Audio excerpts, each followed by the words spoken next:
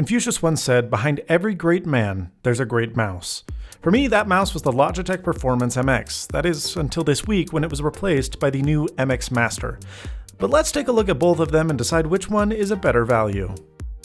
The new MX Master, priced at $99 US, brings slight functionality improvements and a very updated design from the now $49 Performance MX. The first being connectivity. A button at the bottom of MX Master allows you to instantaneously switch between 3 computers, which can be rather handy if you work in a multi-machine setup. Now, the MX Master also brings Bluetooth. Finally, no longer necessary as the USB transmitter that the Performance MX required. Now, the MX Master looks like something from the future, and it houses an internal battery which is not removable, but it's really not that big of a deal because the MX series is famous for lasting months without a charge, and when you need to fill up, you simply plug in the USB and you're on your way. You can even use it while it's charging.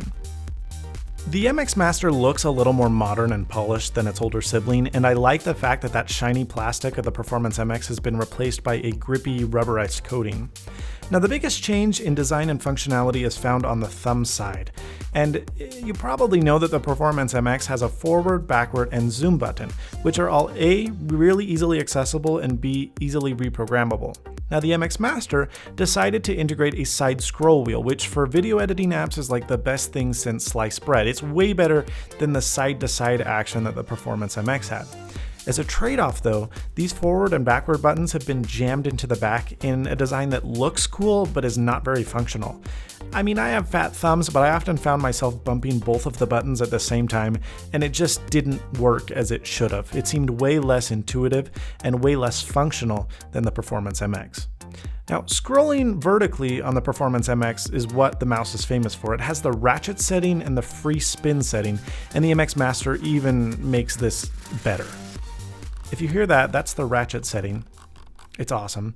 But now if you spin with a lot of momentum, it'll jump into this free spin mode automatically. It's great.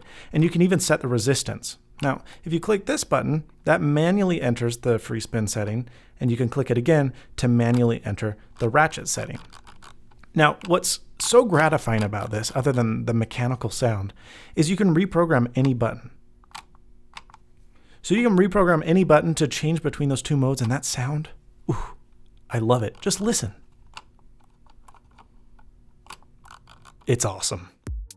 One thing that I don't use, but that's kind of cool and is worth mentioning, is that the thumbpad button by default is now a gesture button. So if you hold that down and move the mouse up, down, left, or right, it will perform any specific function.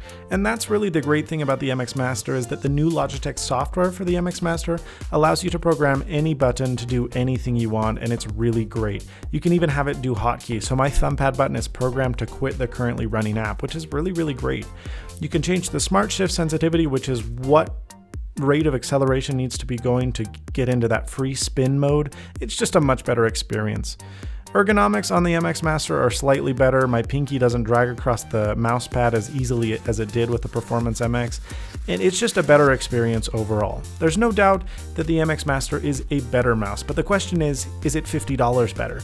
And I'd say that for 90% of people, unless you're really looking forward to that side scroll wheel, won't notice that much improvement, and you're probably better off just getting the regular Performance MX. I'm Quinn of Snazzy Labs. Thank you so much for watching, and as always, stay snazzy.